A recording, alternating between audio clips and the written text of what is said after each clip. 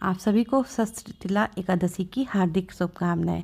आज की वीडियो में मैं आपको बताऊंगी कि इस वर्ष 2025 माघ माह कृष्ण पक्ष की एकादशी व्रत कब है।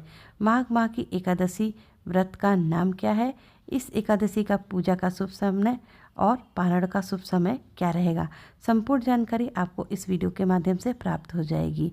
वीडियो यदि आपको पसंद आए तो वीडियो को लाइक करके मेरे चैनल को सब्सक्राइब कर दें और बेल आइकन के बटन को प्रेस कर दें ताकि आने वाले वीडियो का नोटिफिकेशन आपको प्राप्त हो जाए। इस वर्ष 2025 माघ माह कृष्ण पक्षी एकादशी व्रत की तिथि का प्रारंभ हो रहा है। शुक्रवार 24 जनवरी को रात्रि में 7:25 से शुरू होकर अगले दिन शनिवार 25 जनवरी को रात्रि 8:31 तक एकादशी की तिथि रहेगी।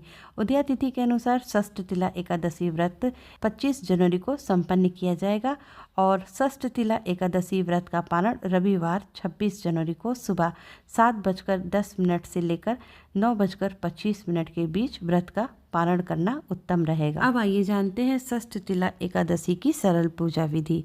तो सबसे पहले एक पात्र में चंदन से स्वास्तिक बना लेंगे।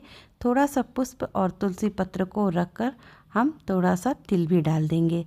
अब कान्हा जी को इसमें बिठा देंगे। माघ के महीने में तिल का बहुत अधिक महत्व है। माघ के महीने में पड़ने वाली षष्ठीला एकादशी जो पड़ती है उसमें तिल का बहुत अधिक ज़्यादा महत्व होता है। तो अब कान्हा जी का हम सुंदर स्नान कराएंगे।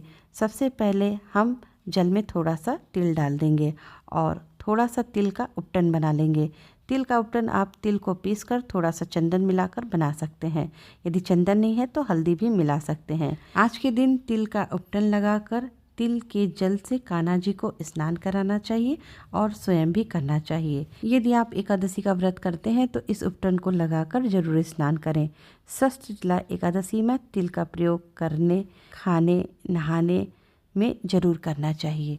तो इस तरह से आपको कान्हा जी का स्नान कराना है। तो यहाँ पर मैंने सबसे पहले कान्हा जी को उपटन लगाकर तिल के जल से स्नान कराया है।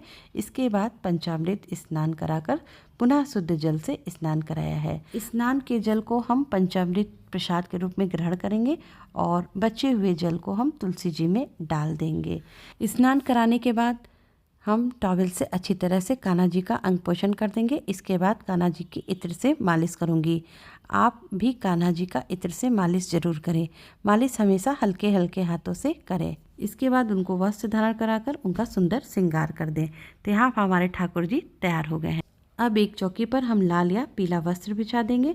तिल पुष्प का आसन देकर लड्डू गोपाल, गणेश जी, गौ माता, एकादशी महात्म्य की पुस्तक को विराजित कर देंगे। इसके बाद यहाँ पर मैं तुलसी की सूखी लकड़ी से तुलसी बत्ती बनाकर तुलसी की लकड़ी का दीपदान करूँगी। तो तुलसी की बाती का दीपदान करने के लिए तिल और पुष्प का आसन देकर हम दीपक को भी विराजमान कर देंगे। इसके बाद हम थोड़ा सा जल और पुष्प हाथ में लेकर हम व्रत का संकल्प करेंगे।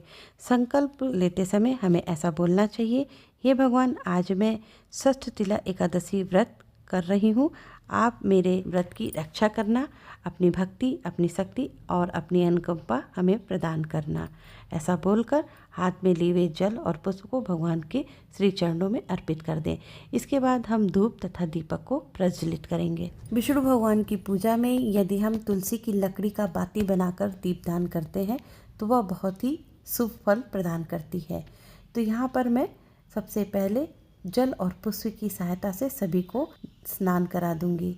इसके बाद भगवान गणेश जी और लड्डू गोपाल जी को जनेऊ तथा वस्त्र रूपी कलावा अर्पित करेंगे। जनेऊ तथा वस्त्र समर्पित करने के बाद अब हम सबसे पहले चंदन से भगवान गणेश जी, लड्डू गोपाल, गौ माता, एकादशी महात्म्य की पुस्तक और दीपक को हम तिलक करेंगे। इसके बाद रोली से हम पुनः भगवान गणेश जी, लड्डू गोपाल, गौ माता, एकादशी महात्म्य की पुस्तक और दीपक को तिलक कर देंगे। इसके बाद हम सभी को पुष्प तथा माला अर्पित कर देंगे। तो यहाँ पर मैं सबसे पहले भगवान गणेश जी को लाल फूल और दूर्वा समर्पित कर रही हूँ। इसके बाद लड्डू गोपाल जी को फूल समर्पित करूँगी। तो यहाँ पर मैंने सभी को फूल तथा माला अर्पित कर दिया है। अब इसके बाद हम भोग समर्पित करेंगे। भोग समर्पित करने से पहले यहाँ पर मैं सभी को तिल समर्पित कर दूंगी। आज के दिन तिल और गुड़ से बनी मिठाई का भोग कान्हा जी को लगाया जाता है। तो देखिए यहाँ पर मैंने गुड़ और तिल की बनी मिठाई का भोग लगा रही हूँ। यहाँ पर मैं सबसे पहले भगवान गणेश जी को अलग से भोग समर्पित कर रही हूँ। इसके बाद लड्डू गोपाल जी को भोग प्रसाद समर्पित करूँगी। तो तिल और गुड़ से बने हुए लड्डू, फल और साथ में 1 गिलास जल का भोग मैंने समर्पित किया है। लड्डू गोपाल जी के भोग प्रसाद में तुलसी पत्र जरूर से रखेंगे, क्योंकि भगवान लड्डू गोपाल बिना तुलसी पत्र के भोग स्वीकार नहीं करते हैं। तो आपके पास जो भी ऋतु फल है उसका भोग भगवान को अर्पण करें। भोग के साथ आप जो जल का भोग अर्पण करें, जल में थोड़ा सा तिल मिलाकर भगवान को अर्पण करें। इसके बाद दान करने के लिए थोड़ा सा तिल तथा उसमें कुछ दक्षिणा जरूर रखें और इसको दान कर दें, क्योंकि दक्षिणा के बिना दान अधूरा माना जाता है। तिल का दान आप अपनी इच्छा अनुसार कम या ज़्यादा कर सकते हैं। आज के दिन नारियल और सुपारी कान्हा जी को अर्पण किया जाता है, तो कान्हा जी को नारियल और सुपारी जरूर से अर्पण करें। इसी के साथ सीताफल भी अर्पित किया जाता है। यदि आपके पास सीताफल है तो भी आज के दिन कान्हा जी को अर्पण करें। अब हम षष्ठिला एकादशी व्रत कथा को पढ़ेंगे। इसके लिए 1 लोटा शुद्ध जल पूजा की चौकी पर रख देंगे और अपने सीधे हाथ में थोड़ा सा तिल और पुष्प लेकर हम व्रत कथा को सुनेंगे या पढ़ेंगे। और कथा पूरी हो जाने के बाद तिल पुष्प को भगवान के श्री चरणों में अर्पित कर देंगे। इसके बाद हम हवन करेंगे। हवन में हम तिल का प्रयोग करेंगे, क्योंकि इस एकादशी में तिल का विशेष महत्व है। आप चाहें तो अपने गुरु मंत्र से भी हवन कर सकते हैं या फिर ओम नमो भगवते वासुदेवाय के मंत्र से भी हवन कर सकते हैं। 11, 21, 51 की आहुतियाँ जरूर दें। हवन करने के बाद गुड़ और तिल की बनी मिठाई से भी 5 बार आहुति दे दें। कहा जाता है कि हवन द्वारा देवताओं को हम भोग लगाते हैं तो वह भोग देवताओं को पहुंच जाता है। हवन संपन्न करने के बाद हम आरती करेंगे। आरती सबसे पहले भगवान गणेश जी की करेंगे, इसके बाद भगवान विष्णु लड्डू गोपाल जी की आरती करेंगे।